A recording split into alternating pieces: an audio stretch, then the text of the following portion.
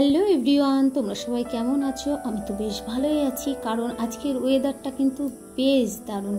জানি একটু কাজ করতে কষ্ট হবে, তবুও কিন্তু আমার বৃষ্টি হলে মন্দ লাগে না, জানো তো, খুব ভালো লাগছে। অনেক দিন পর কিন্তু আবার বৃষ্টিটা পেলাম না। মাঝে 2-3 দিন রোদ হয়েছিল, তো তার আগে কিন্তু বৃষ্টি হয়েছিল, আবার কিন্তু বৃষ্টিটা শুরু হয়েছে আজকে।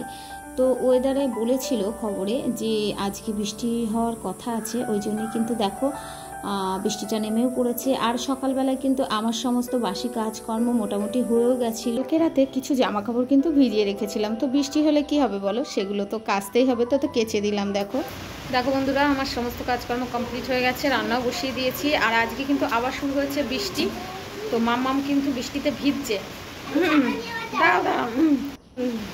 দেখো মাম্মামের কাজ দেখেছো?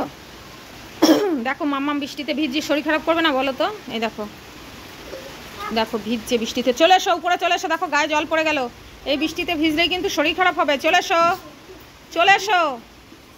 দেখো কি অবস্থা, দেখেছো? বৃষ্টির মধ্যে নাচানাচি করছে, দেখো কি দুষ্টুমি। চলে এসো, ভিজো না। দেখো ছাতা নিয়েছিল, এখন এই মেঘ।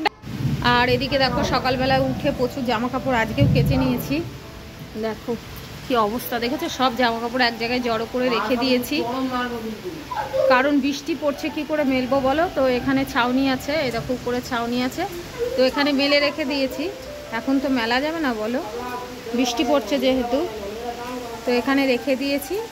সকালে না উঠে বুঝতে পারিনি যে বৃষ্টি আসবে, জানো তো। সমস্ত কাজকর্ম কমপ্লিট করে আর রাতেই ভিজিয়ে রেখেছিলাম, তো সকালে উঠে কেচে দেবো, পরিষ্কার হয় ভালো।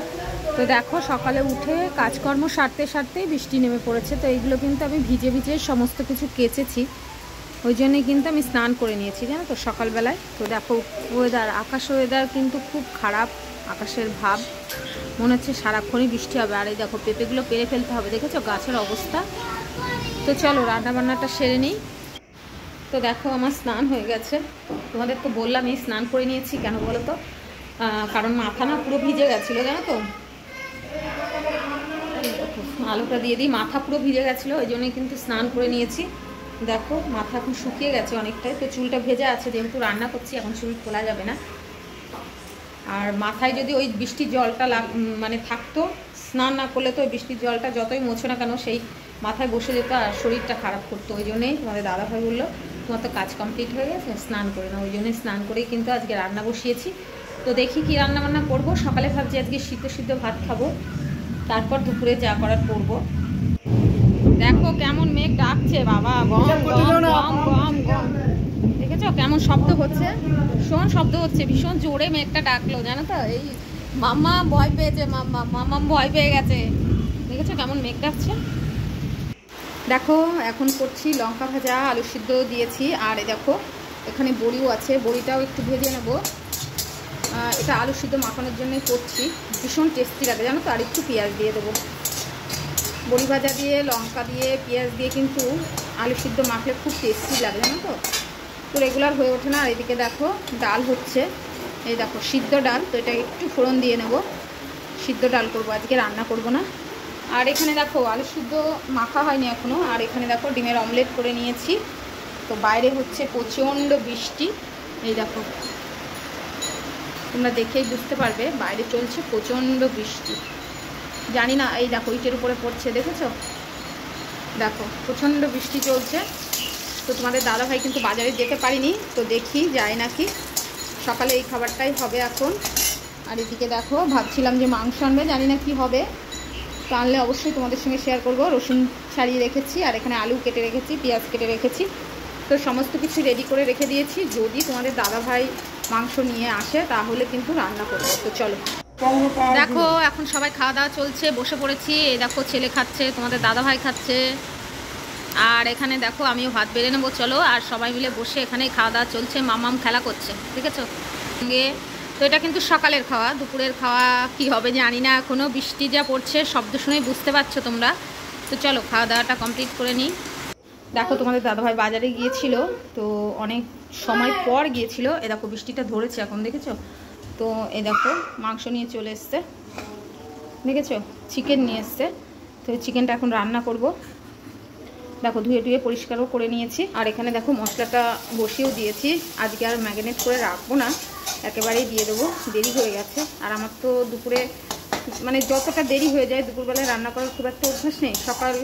সকাল থেকে শুরু করি 11টা বেজে যায়, তো ওই জন্যই ভালো লাগছে না আর গরমে। তো দেখো মশলাটা বসিয়েও দিয়েছি কষানোর জন্য। এদিকে আলুটাও দেখো ভেজে রেখেছি, দেখেছো তো ঝটপট করে হয়ে যাবে, এখনই বেশি দেরি হবে না।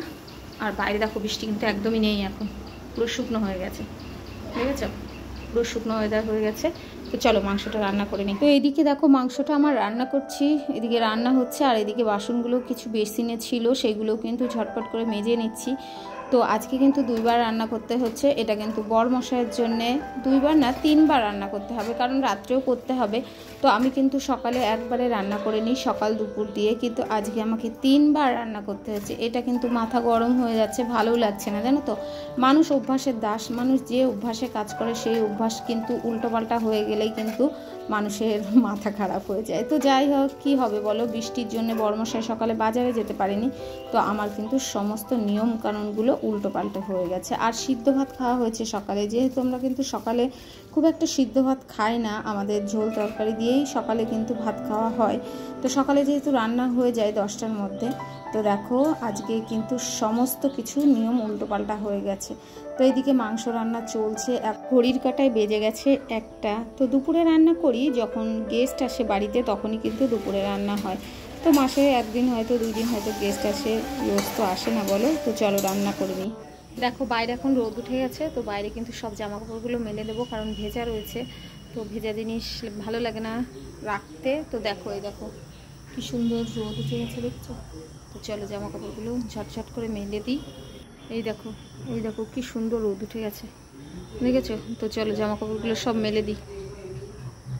এদিকে দেখো মাংসটা, বাবা গরম, মাংসটাও হয়ে গেছে কিন্তু, দেখেছো মাংসটা মোটামুটি হয়ে গেছে।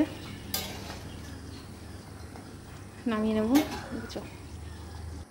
দেখো তোমাদের দাদাভাই ছাদে দিয়ে চলে গেল জামা কাপড়গুলো, কারণ ভাবলাম ছাদেই দিয়ে আসি, কারণ আবার বলা যায় না কখন বৃষ্টি আসবে। আর দেখো এই পাপোশটা এখানে মেলে দিই, চলো এখানটায় দিয়ে দিলাম পাপোশটা, কখন আবার বৃষ্টি চলে আসে তার ঠিক নেই। তোমাদের দাদাভাই বললো যে ছাদেই মেলে দিয়ে আসি, তাড়াতাড়ি শুকিয়ে যাবে, প্রচণ্ড গরম।